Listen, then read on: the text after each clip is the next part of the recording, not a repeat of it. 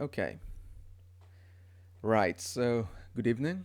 My name is Jorge, and I'll be discussing a paper called Modulation of EZH2 expression in T cells improves efficacy of anti-CTLA-4 therapy.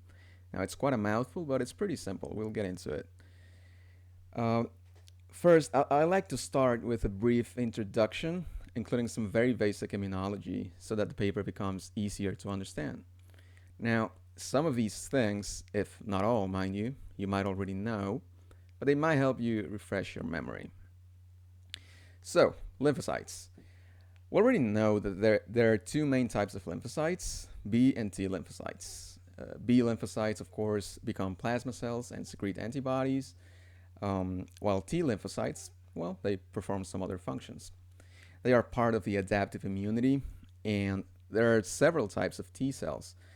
Some of these, usually called effector T cells, include these three over here: cytotoxic T cells, or CD8 plus.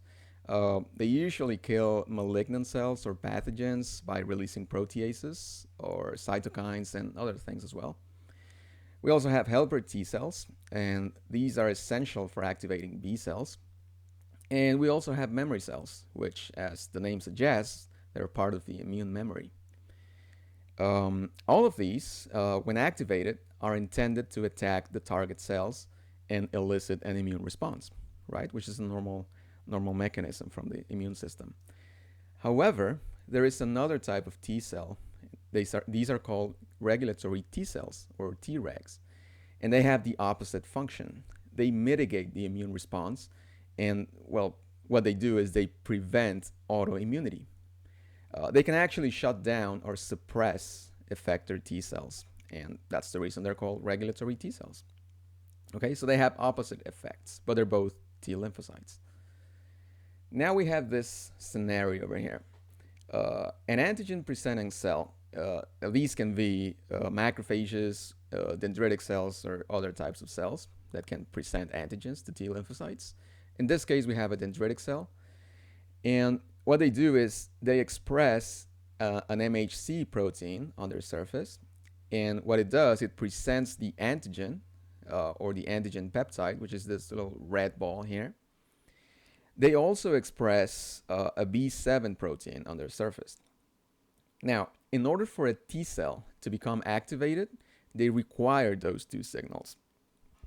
Now, the first one, of course, is TCR, which stands for T cell receptor, recognizing the antigen expressed by the MHC, or bound to the MHC, might I say. And the second signal would be CD28 from the T cell interacting with B7. Okay, and that's the way T cells are essentially activated. Now, some of these T cells are supposed to kill tumor cells. However, they often ignore them or cannot act on them because of immune evasion mechanisms, I could say, from the tumor itself. So scientists wanted to figure out how to make T cells see the tumor and destroy it. And they came up with, well, why don't we activate all of the T cells, no matter if they're anti-tumor or not, and surely some of them, the anti-tumor ones, mind you, will destroy the tumor. Activating all of the T cells, well, now it might sound like a very aggressive approach, but that's because it is. and we'll talk about side effects later on, but for now, how does this even work? Well, when T cells do their job, after they do their job, they need to be shut down or deactivated. And this happens when CD28, this one right here, on the surface of the T cell, unbinds from B7 on the surface of the antigen presenting cell. And then it is replaced by CTLA-4, which in turn will now bind to that same B7. Okay? Now, CTLA-4 has a higher affinity to B7 than CD28 does. And that's the reason it will always win. It will always compete with CD28 and it will always win. So, by the way, CTLA-4 stands for cytotoxic T lymphocyte associated protein, number 4. And what it does, it basically acts as an off switch to prevent the T cell from staying activated well, forever. So we can say that CTLA-4 downregulates immune responses, which again is a normal mechanism from the immune system. It is actually called an immune checkpoint. And fun fact, the discovery of the immune checkpoint mechanisms by these two immunologists here, it actually earned them the 2018 Nobel Prize in Physiology or Medicine. So there's that. Now, back to the mechanism. The idea was this. Why don't we block CTLA-4? I mean, that way T cells will not be shutting down and they can keep on attacking the tumor, right? I mean, there would be no negative feedback. And this is exactly what the monoclonal antibody called ipilimumab does. What it does is it binds to CTLA-4 and prevents it from binding to B7. So what it does, it basically keeps T cells activated. Now, at a glance, it might seem like an effective approach, and it is to a certain extent. However, it is also very drastic. But how drastic exactly? Well, just imagine. I mean, we have lots of lymphocytes in the body. Only in peripheral blood, around 70% of lymphocytes are T lymphocytes. And now just imagine all of them activated, all of them releasing inflammatory cytokines. The amount of toxicity would be huge. It's so bad, actually, that in fact, patients have to be selected from a list of candidates that need to be healthy. Well, except for the tumors, of course, and have to be very fit and in good shape for this kind of therapy. Actually, I believe you cannot be older than 70 to become a candidate because, again, not everyone can withstand the intensity and the amount of side effects and damage to different organs and tissues and system that the treatment causes. So that was some background information. Now let's get to the actual paper. Now, the paper talks about improving the efficacy of anti-CTLA-4 therapy, or ipilimumab. But how?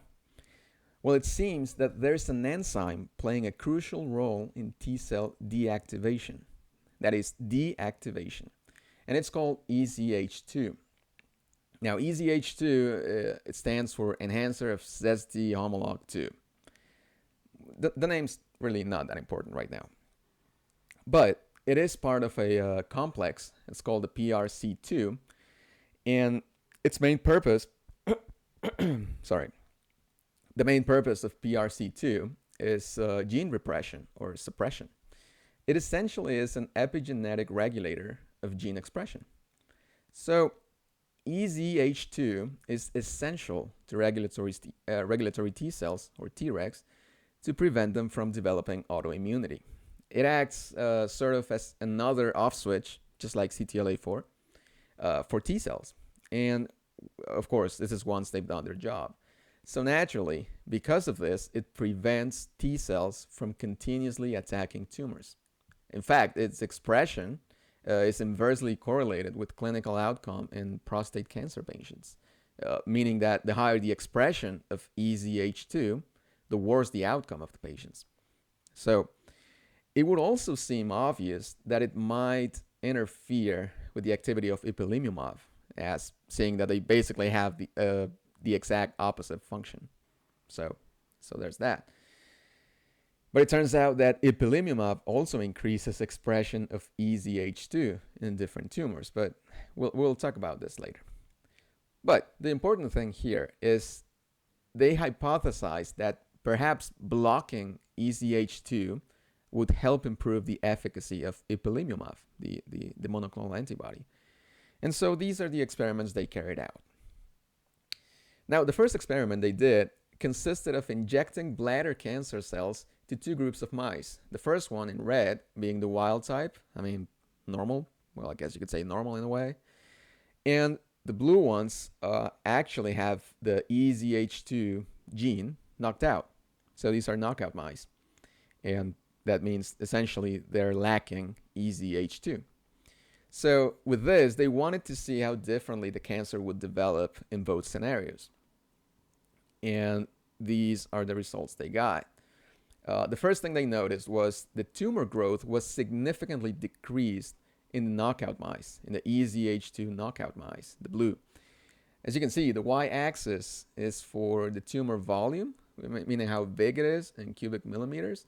And you can see clearly on the blue curve or line that the tumor growth is decreased in comparison with the wild-type mice, in the red line. I mean, it's significantly decreased. So we can clearly see that, and this would suggest that EZH2 is hindering the attack against the tumor from T cells. They also found that in gene knockout mice, as seen in the gray bars here, the grays are for the knockout mice, the ones that do not have EZH2. They found that in those, there was an increase of CD8 T cells. These are the cytotoxic type. And they found that they produced interferon gamma in this graph, granzymes in this graph, and granzymes are proteases that induce apoptosis on target cells. And they also found cells that produce TNF, or tumor necrosis factor alpha, which is an inflammatory cytokine.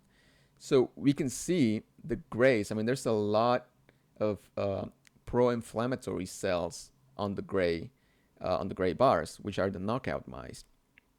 So these obviously are all evidence of increased T cell activity in mice without the EZH2 gene, right? I think that's very obvious from this slide.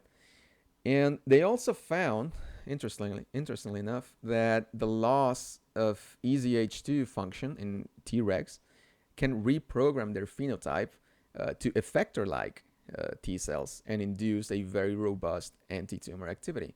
So what this means is the Tregs, the regulatory T cells, are basically switching to another type of T cell, to the effector ones. So, they are starting to attack the tumor.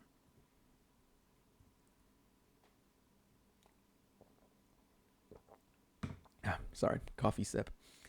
Now, the previous results were generated when injecting cancer cells on the mice and into the gene knockout mice and the control mice, if you remember. They injected cancer cells.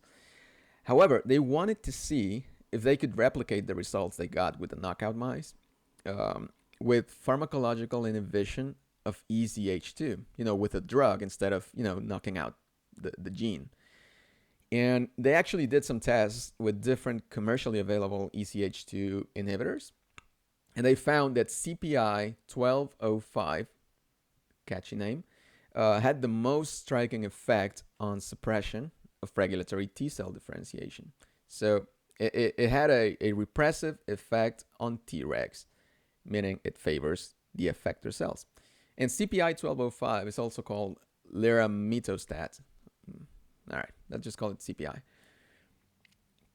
So what they did is they mixed regulatory T cells, or Tregs, with regular T cells. Well, regulatory, I mean, they're completely different, but they sound very similar. They mixed Treg cells, regulatory T cells, along with effector T cells in the presence of CPI 1205, or CPI, at different concentrations for 72 hours. So here we have no concentration. Here we have 0.041 micromolar, all the way up to 3.3. So these are the highest, these are the lowest. And they did that for 72 hours at different ratios of Tregs and T effector cells. On this row right here, we have a 1-to-1 correspondence. So that's a 1-to-1 ratio, the same amount for both. And here we have half the amount of Tregs as compared to the effector T cells. Now, if we remember, Treg or regulatory T cells diminish the immune response performed by effector T cells. Now, CPI blocks EZH2, which would stop the Treg cells from suppressing the effector cells, basically setting them free and letting them proliferate or divide. So the expected result would be to see more T effector cells proliferating at higher concentrations of CPI 1205 because there's less T regs or regulatory T cells holding them back. Okay? And that is exactly what happened. Regulatory T cells lost their suppressive function after being treated with CPI, even at its lowest concentration. And we know this because we can see on this flow cytometry an increased proliferation of T effector cells, especially at higher concentrations of CPI. Here we have the highest concentration, 3.3 micromolar, and we have 81.7% of effector cells.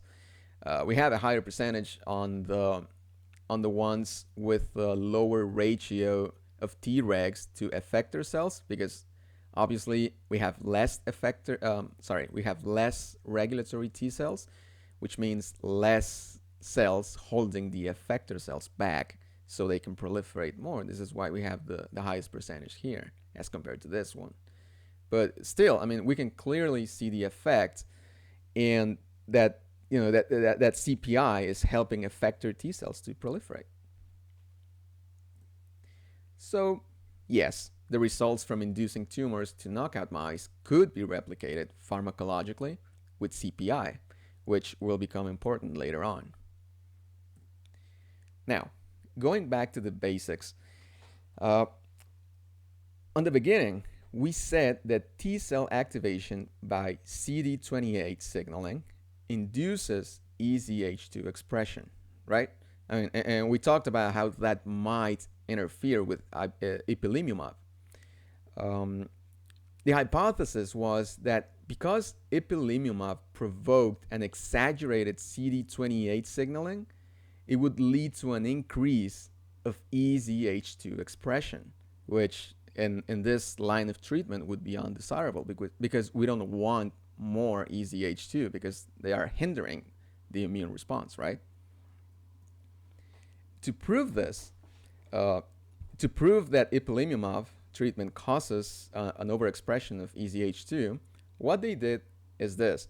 They isolated T cells from metastatic melanoma patients who had not been treated with ipilimumab, and also from patients who had already received 3 doses of ipilimumab as treatment, and compared EZH2 expression on both sets of patients. And we can see that on this very simple graph that here we have before ipilimumab, and this is after 3 doses of ipilimumab, and the y-axis is EZH2 expression. And we can clearly see that there was an increase of EZH2 expression in patients that were treated with ipilimumab when compared to the ones that had not been treated yet. So that is a good finding there. And the same test was performed with prostate cancer patients, and the result was exactly the same. A higher level of EZH2 on patients that had already been treated with ipilimumab, 3 doses to be exact, as compared to the ones who had not been treated with it. So exactly the same outcome. So naturally, what they did is they wanted to test whether the combination of both anti-CTLA-4, which is ipilimumab, and CPI would increase the effectiveness of ipilimumab. So what they did is they took 3 groups of mice and 1 control group. Now all 4 groups had bladder cancer. And the control group wasn't treated with anything. The second group was treated with CPI 1205 and only with that. So that would be called a monotherapy. The third group was treated with ipilimumab, only with ipilimumab. And the final one was treated with both of them, CPI and ipilimumab. So that would be a combination therapy. And these were the results. Now, the combination of both ipilimumab and CPI significantly reduced tumor growth. And we can see it on the orange line over here, how little the tumor grows when compared to other therapies like single or monotherapies with ipilimumab in the green curve over here, and the blue one with CPI. Now, the red one, of course, is the ones that were left untreated, the control groups. And yeah, so it's very clear that combination therapy led to reduced tumor growth. And finally, the combination of both therapies also increased survival. Now, we're not talking about tumor growth, but rather survival of mice with bladder cancer. Um, and they also did the same test for melanoma, which is not shown here, but they had virtually the same results. So we can see that clearly on the orange line, the combination therapy. Uh, the line stretches all the way over here, and it has the longest or the largest percentage of survival when compared to the monotherapy with ipilimumab, CPI, and the ones that were untreated. So in conclusion, well, we could see that ipilimumab leads to a compensatory increase of EZH2 in T cells. And what they found out is that inhibiting EZH2, well, it improves the response or the effectiveness of ipilimumab, which is a great finding. Um, they also mentioned that they didn't find any toxicity or any side effects, well, other than the regular ones with ipilimumab, when combining both therapies, both ipilimumab and CPI, in mice, of course. And obviously, I think the study itself, it provides a very strong rationale to perform some clinical trials combining these two, because it seems that they could lead to a very good outcome. But of course, research needs to be done even more. But I think it's a very good idea and a very good proposal. So that's all from my part. Thank you very much for listening.